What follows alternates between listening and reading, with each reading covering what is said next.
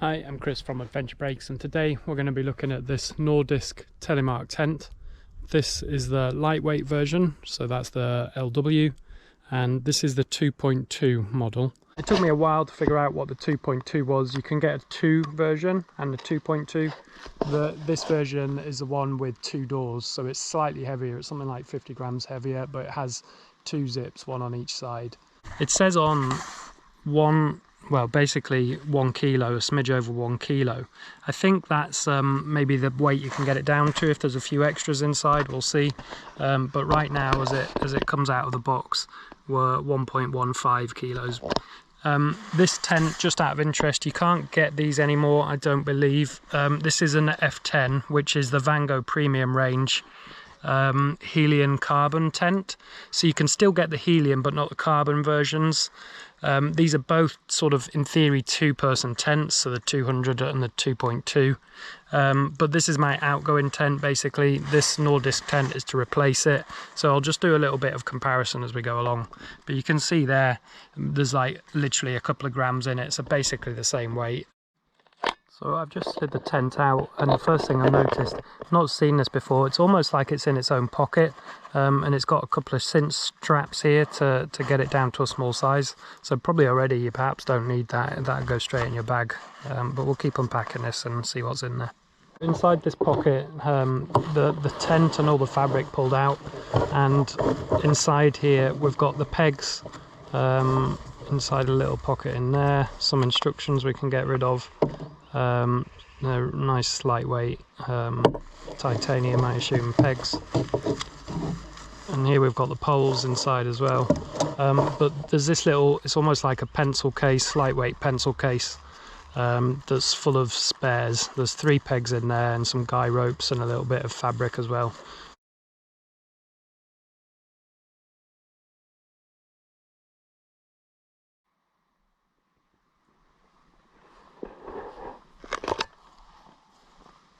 So this is it all set up.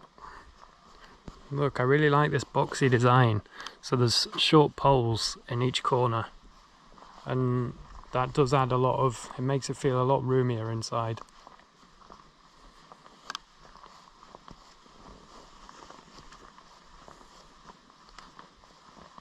So that's a quick tour. This is the new tent, Nordisk, and this is the outgoing one. So I've had this for maybe about 8 years. Quick comparisons, you can tell, I mean, this is a lighter fabric, but you can see through to the sort of darker orange underneath, so you can just see visibly that it's a sort of slightly more, you know, almost lightweight material. This doesn't give me as much confidence as this tent does. Yeah, that is just that little bit sort of tougher, I think. And that bit more faith. I mean, it is brand new as well, so it's slightly unfair, but I'd have slightly more confidence in this. Those seams are awesome, it just feels really strong. The other thing I did notice, you know, we've got metal poles here, whereas here, this is the carbon part of the tent. So these carbon fibre poles, which do just feel a little bit more brittle. A few things to note. This flap, you know, you normally get these flaps on tents and they're just made of the same sort of fabric, and they're really weak and they always get the zips stuck in them. But we have got a nice size zip here actually on the outer, but because this has been basically toughened, you're not going to be getting that stuck, which one of my tents at the moment, a nature hike tent, that's a real pain. So these zips are really small, sort of thin, lightweight, and actually there's a section where it was getting stuck up here where the zip is just getting a bit old now, but it's a chunkier zip on the Nordisk on the outer there, and I do quite like that. And I'd also mentioned that this is just fabric that can get stuck in the zip, whereas the Nordisk has this quite sort of thick fabric that goes over where it'll prevent that from happening. This is quite nice as well. You do get a lot of space between the fly sheet and the inner, so that's a nice little thing. This here slides, so I've got it as wide as it will go at the moment, but if you wanted a bigger vestibule and you can live with a smaller area inside, then you can slide that along and you've got much more room for a backpack, which I think is quite a nice design actually, because you know, sometimes you might want to maximize the space inside there, but sometimes, you know, with a rucksack, if you've got, say, a 60-70 litre rucksack, you're going to struggle to get it in here. So somewhere just around about there will accommodate it nicely, and you'll have enough there. So that looks a little bit gimmicky, but I do think that's quite nice, and I probably will use that. What else have we got? These clips here are a little bit different from normal. So you typically have something a bit like that, sort of a toggle design and a hoop. This is a little bit different. I'm assuming these O-rings will survive, but they might not, which isn't great if they don't. It's just something extra faff. And these, they're just, you know, it's not the end of the world, but they're not perfect. And the other thing I did notice, I was rolling this up and then putting that in there, and there was quite a lot of sag then, that because it is such a lightweight fabric, that was still hanging down here. So if you are rolling it up, you do have to roll it from this side, and then that works a lot better. You still get a bit of fabric hanging down to the left. See, that'll hold that now, and you get a bit of fabric hanging down there. I've just rolled that door up as I normally would, and it stays in a line, you know, it's out of the way, whereas the new one, for whatever reason, when you do that, it's then all really saggy and baggy here, hanging in the way. It's not a huge issue, but it's just almost a snagging issue that either I can't figure out or they can't figure out how to solve that. So we'll go inside. I found that this pocket folds in half. It has some of those press clip studs on, and so you can put those up, and that makes it a more manageable size. A nice little pocket there. And I won't get them out just now, but there's a pocket within the pocket, and that has a series. There's about 3 and maybe 4 of these spare O-rings, so if these were to fail, then you've got some spares with you. On this side, you can see you don't have the best vestibule that you do on the other. You don't have the porch area. The inner's right to the edge. I've got both these doors open, so for me this is worth a little bit extra money, and the little bit extra weight is having 2 doors. I just like that flexibility. Lying down in this, I'm just over 6 foot, and there's plenty of room. So here, you know, this box design where they've got a pole in each corner works really well. The old version, you know, the tent I used for the same purpose before, just had 1 pole at each end. So this really does add a lot of room. And as I say, I'm 6 foot, just over 6 foot, so my feet aren't quite touching the bottom there. And when I'm lying here, I've got almost a foot, a good half foot anyway, above. And I just don't feel, when I'm lying down, there's just quite a lot of space here. Like, my hand is pretty much fully outstretched there, and I'm just about touching the fabric. What I love about this tent is the volume that these poles on each corner give, and this doesn't have the same thing, so you do lose height, and you really feel that inside. I keep talking about this, but you know, when my feet are down here, they can't be at the edge, whereas in the other tent, because of those poles in each corner, they just give that instant volume and instant height. So that's really what makes a lot of the difference for, you know, for one person sleeping in here. Well, for someone sleeping in here, they've got to have their feet in the middle, which then means it really is a 1-person tent.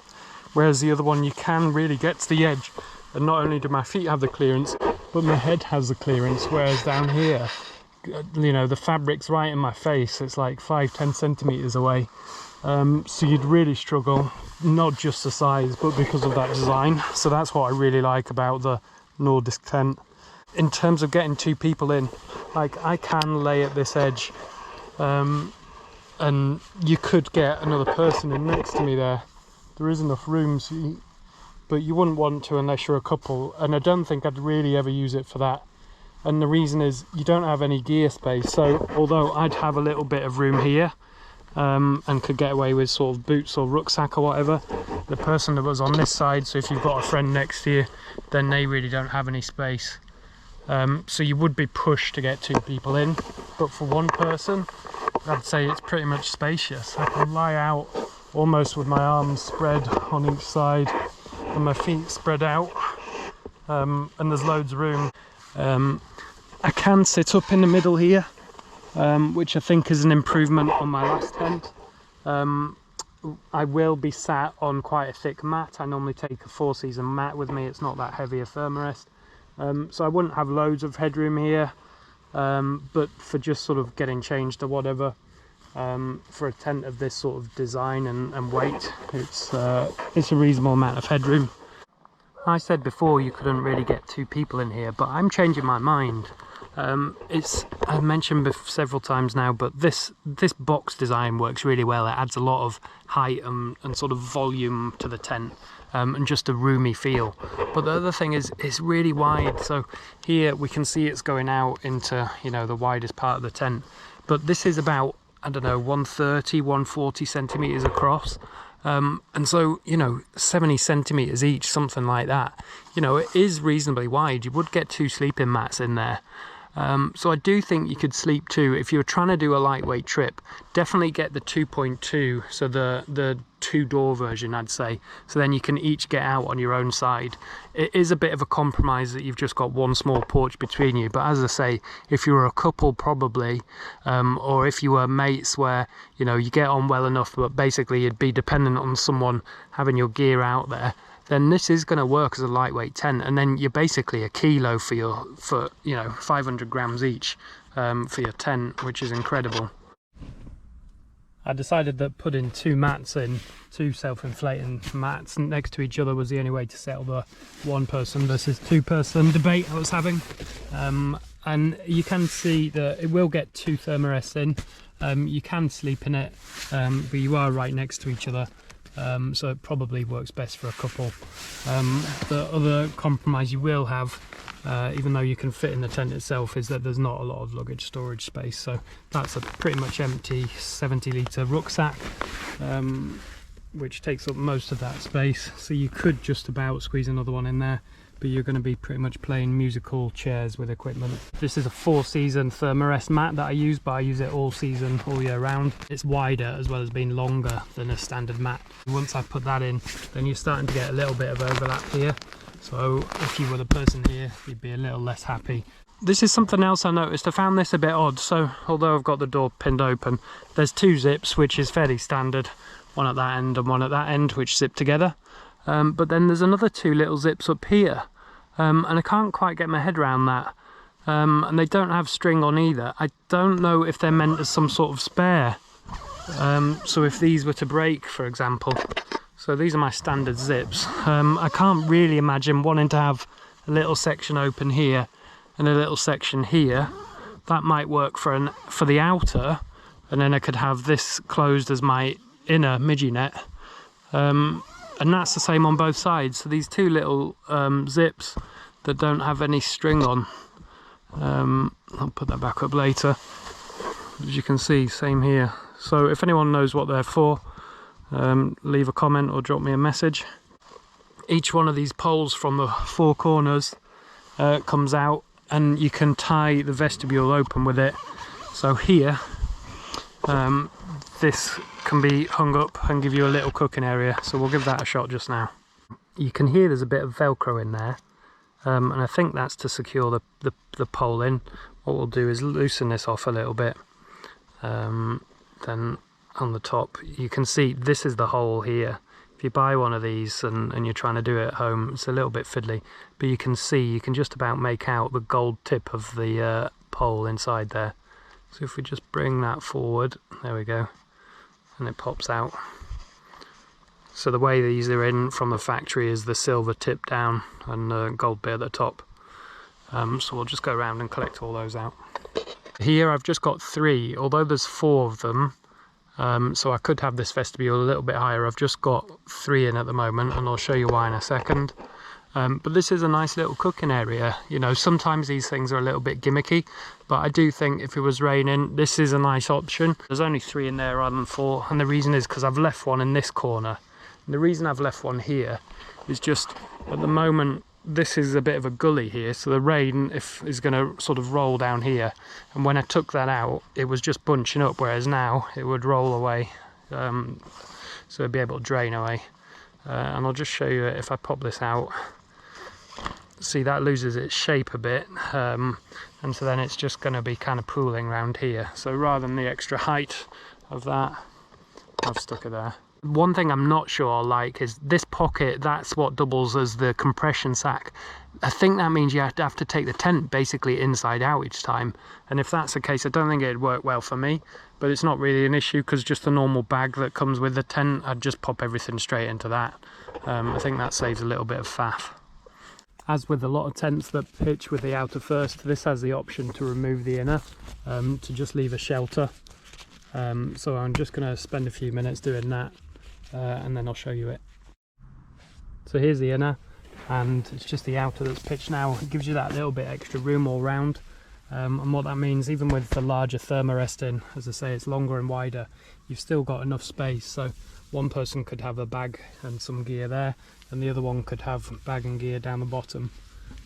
So this is quite a nice setup as a shelter. The last time I used my other tent this is replacing was in Scotland, on the Cape Wrath Trail, and there was a really rough, heavy day, high winds, and I managed to get to a youth hostel and get checked in there, and I'd have been nervous in the tent because I don't think the tent would have stood up. But this one, I think I'd have a lot more confidence with this. I think it's mainly to do with the fact that it's got these, you know, sturdy designs in each corner. Obviously the fabric is quite lightweight, but I do think it'd take a reasonable amount of sort of wind or battering before you started to get worried. So what I'm going to do now is just cinch it all up, so close all the doors and get things nice and tight, and just show you sort of how strong and sturdy it looks.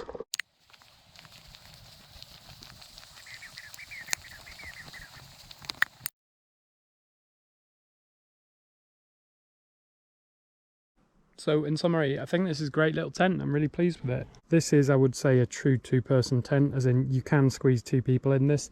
You could never really squeeze two people in the old tent. I like the fact that there's a second door. The space and volume inside this tent is incredible. So look, both great tents. I'm really pleased. This one served me well.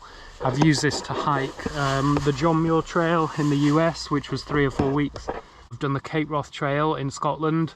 So that was 3 weeks. It'll have had other outings as well. So this has been my go-to sort of backpacking, you know, long distance walking trail tent. It's done well, but I am really pleased with that Nordisk tent. I think that's going to give me a lot of confidence.